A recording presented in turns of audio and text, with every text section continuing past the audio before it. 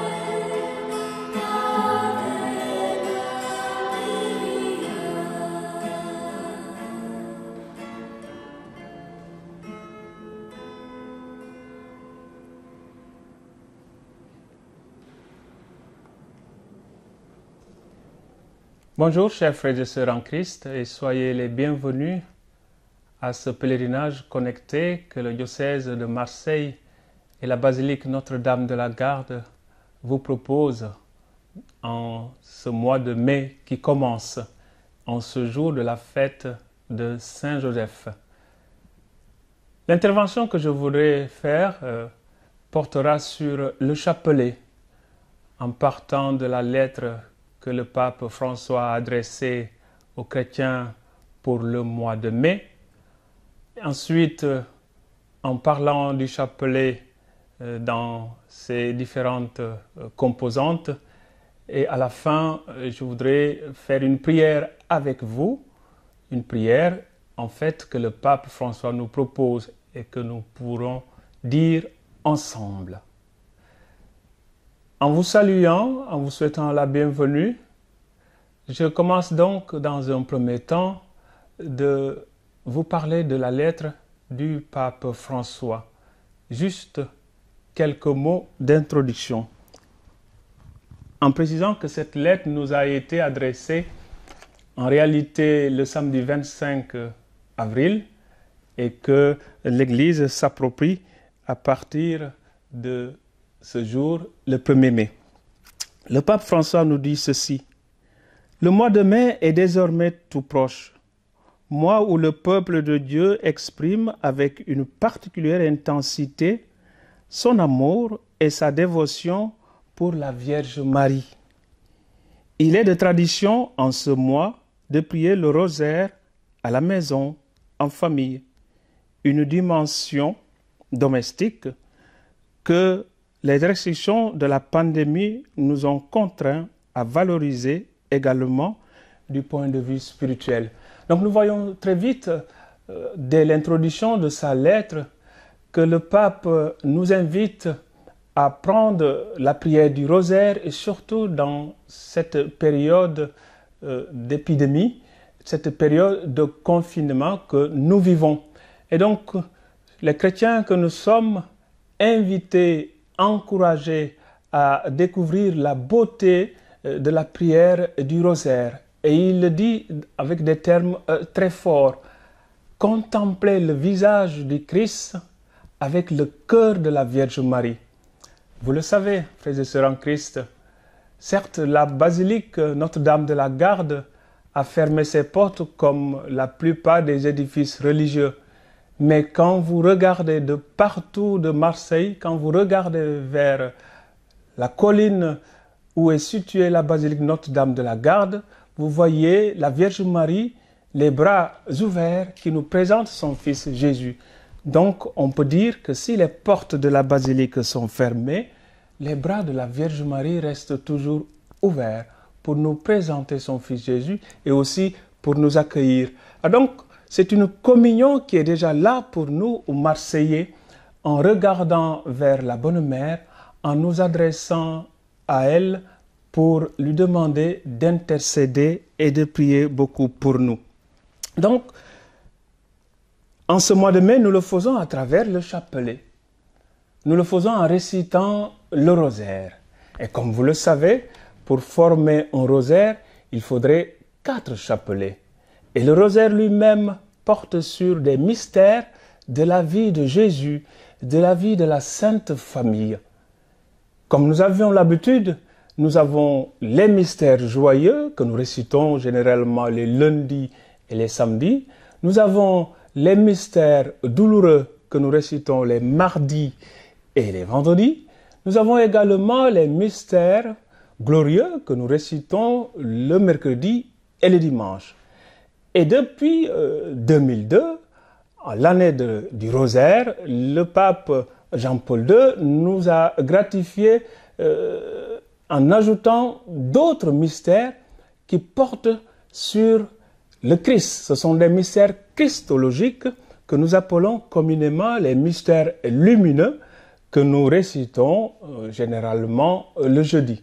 Donc, ce qui fait que chaque jour, nous avons la possibilité de dire le chapelet et le faisant, nous arrivons à réciter le rosaire qui est une belle prière que l'Église a commencé à vivre depuis le XVe siècle avec le pape Sixte IV qui a institué donc la prière du rosaire, et au XVIe siècle, le pape Pie V est venu instituer la fête du rosaire. Et donc, ce qui fait que partout dans le monde, les chrétiens prient le Seigneur par l'intercession de la Vierge Marie. Et quand vous prenez la prière du Je vous salue Marie, rien que cette prière, ça en dit assez long sur la dévotion des chrétiens pour la Vierge Marie qui intercède pour nous. La première partie du Je vous salue Marie, comme vous le savez, est tirée des évangiles, notamment à l'Annonciation et à la Visitation. Les paroles de l'ange Gabriel adressées à la Vierge Marie sont récupérées en partie pour faire la première partie du Je vous salue Marie.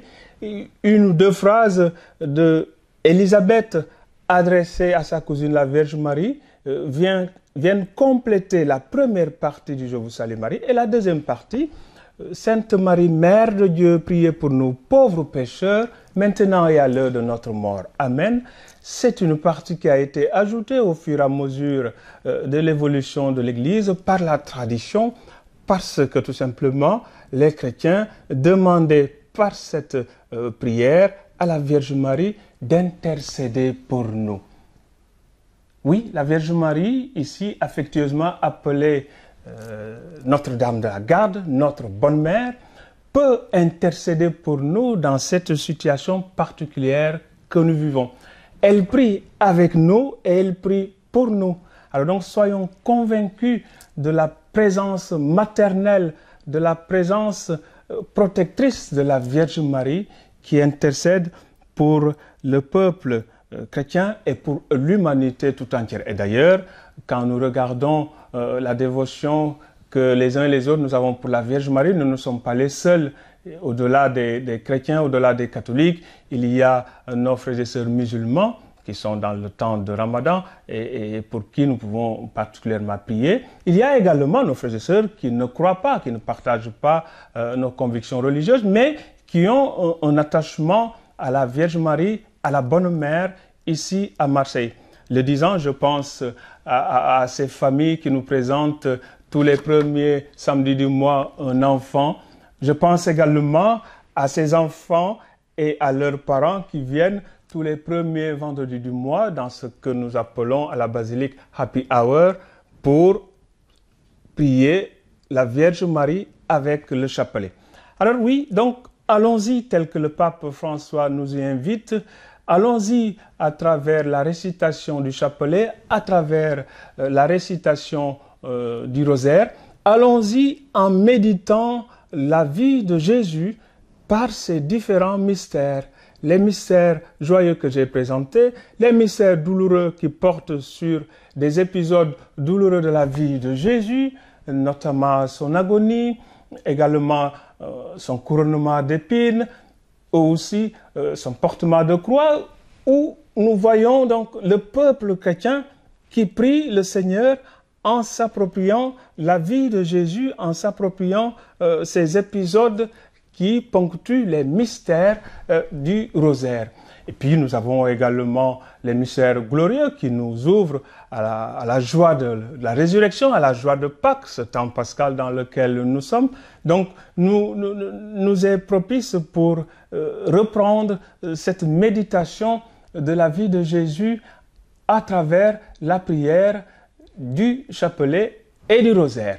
Et bien sûr, les mystères lumineux qui portent, comme vous le savez, sur le Christ lui-même. C'est pourquoi d'ailleurs on les appelle des mystères christologiques, parce que tous les 5 mystères lumineux portent sur le baptême de Jésus, sur les noces de Cana, sur la proclamation du royaume, ou encore la transfiguration, et enfin sur l'institution de l'Eucharistie.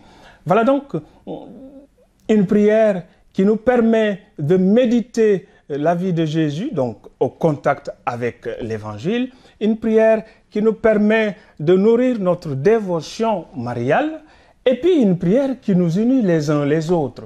Parce que le pape François, qui nous a donné cette lettre pour ce mois de mai, un mois marial, termine, comme nous avons l'habitude de le lire à travers ces lettres, en donnant la bénédiction. Mais avant de donner la bénédiction pontificale, le pape prend le soin, en tout cas dans cette dernière lettre, de demander à ce que le peuple chrétien prie beaucoup pour lui et lui de nous assurer de sa prière. Donc il y a là une communion universelle aux dimensions de l'Église que nous vivons à travers la récitation du rosaire, à travers la récitation du chapelet. Et donc nous sommes unis les uns les autres. Et particulièrement dans cette période éprouvante, nous portons en prière nos frères et sœurs malades, nos frères et sœurs éprouvés par cette épidémie. Et puis nous pensons également aux travailleurs. En ce jour du 1er mai, fête du travail, nous prions pour les travailleurs. Et en parlant des travailleurs, nous pensons particulièrement aux soignants. Nous pensons à tous ceux et celles qui, malgré cette situation, ont continué à travailler, voilà, pour que la vie des hommes et des femmes puisse continuer.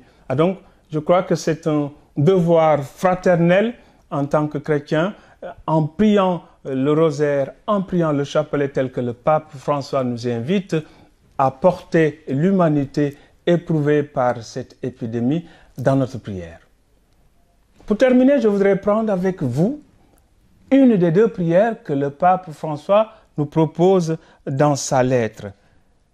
Nous allons la dire ensemble et un peu plus tard, vous aurez le chapelet qui sera présidé par les travailleuses missionnaires de Marie et les sœurs de Notre-Dame de la Salette à partir de la basilique Notre-Dame de la Garde. Avec vous donc, frères et sœurs, pour les malades de l'épidémie, pour les autres malades, pour le personnel soignant, pour les familles, avec vous, pour tous les hommes et les femmes marqués, touchés et blessés par cette épidémie, je veux dire cette prière, en communion aussi avec le pape François. Marie, tu resplendis toujours sur notre chemin comme signe de salut et d'espérance. Nous nous confions à toi, santé des malades, qui auprès de la croix a été associée à la douleur de Jésus en maintenant ta foi ferme. Toi, salut du peuple romain, tu sais de quoi nous avons besoin et nous sommes certains que tu veilleras afin que, comme à Cana de Galilée, puisse revenir la joie et la fête après ce moment d'épreuve. Aide-nous, Mère du divin amour, à nous conformer à la volonté du Père et à faire ce que nous dira Jésus, qui a pris sur lui nos souffrances et s'est chargé de nos douleurs, pour nous conduire à travers la croix à la joie de la résurrection. Amen. Je vous salue Marie, pleine de grâce, le Seigneur est avec vous. Vous êtes bénie entre toutes les femmes, et Jésus, le fruit de vos entrailles, est béni. Sainte Marie, Mère de Dieu, priez pour nous pauvres pécheurs, maintenant et à l'heure de notre mort. Amen. Ô Marie conçue sans péché, priez pour nous qui avons recours à vous. Notre-Dame de la Garde, priez pour nous. Notre-Dame de la Garde, priez pour nous. Notre-Dame de la Garde, priez pour nous. Et que par l'intercession de la Vierge Marie, ici à Marseille, affectueusement appelée notre bonne mère, la bénédiction du Seigneur se répande sur tous et toutes, au nom du Père et du Fils et du Saint-Esprit. Amen.